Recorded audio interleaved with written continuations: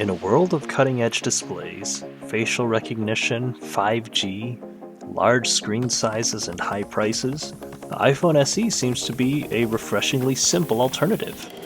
The simple if somewhat dated design brings with it the navigation device that made the iPhone famous, the home button.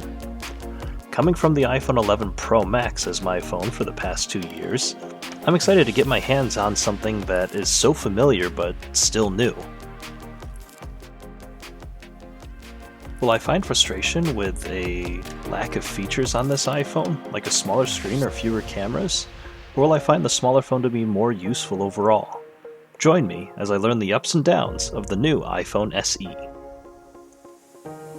I ordered the phone on Apple.com, and a day later, I was greeted with an unassuming cardboard box shipped to my work.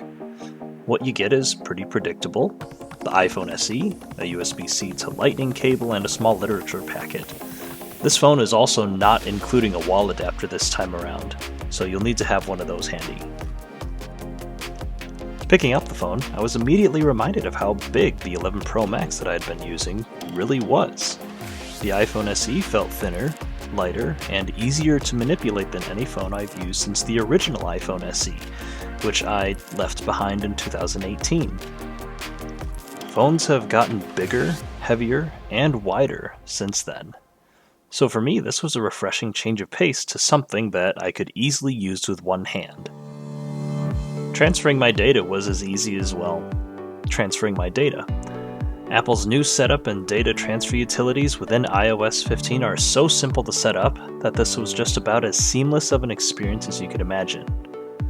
Trading stainless steel for anodized aluminum makes a huge difference in weight, and it puts into perspective how thick and heavy phones have become as screens have gotten larger, 5G becomes more common, and batteries grow proportionately to accommodate these major components. Overall, the camera quality on the iPhone SE is what I would describe as an okay smartphone camera. The iPhone SE is one of the best, if not the best, camera for video on any smartphone under $500. The iPhone SE's video quality looks sharp, super smooth, and can shoot in 4K at 60 FPS, meaning you'll get better video quality than any other phone in this price range.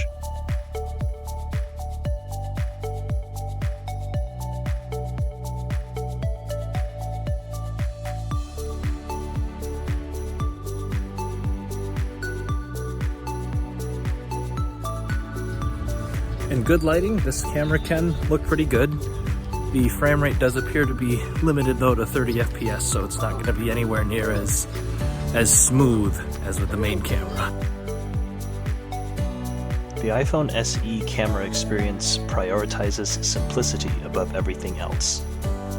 Picture and video quality are above average for this price bracket, even though there is a lack of versatility without extra camera lenses.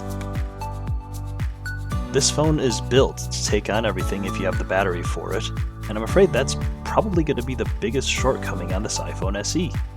It's like putting a 5-gallon gas tank in a muscle car.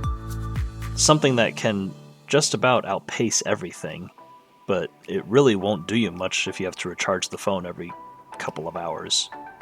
I found myself needing to recharge the phone every night, with at least 5 to 10% charge remaining, and in some rare cases I had to charge it twice a day if the workload was extra heavy.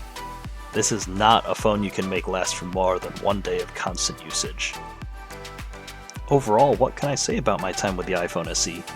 Is it going to replace my 11 Pro Max? You'd be surprised, but I was legitimately conflicted with what I wanted to do. And I wouldn't be disappointed if the SE was to be my new phone to use for the next 2 years. But in the end, the way I use my phone stretches beyond the capabilities of the iPhone SE. Specifically two things: the battery and the cameras were the deciding factors. With that being said, I don't think I'm the target user of this phone. If you're someone that loves the home button with Touch ID and doesn't want to have to deal with Face Unlock, and if you're someone that loves the older design of the iPhones and the way that they're just so intuitive with that home button, then I think you're gonna love this phone. If you're someone that wants an iPhone with a rock-solid experience using iOS, then I can't recommend this phone enough for the $429 starting price that Apple currently has it at.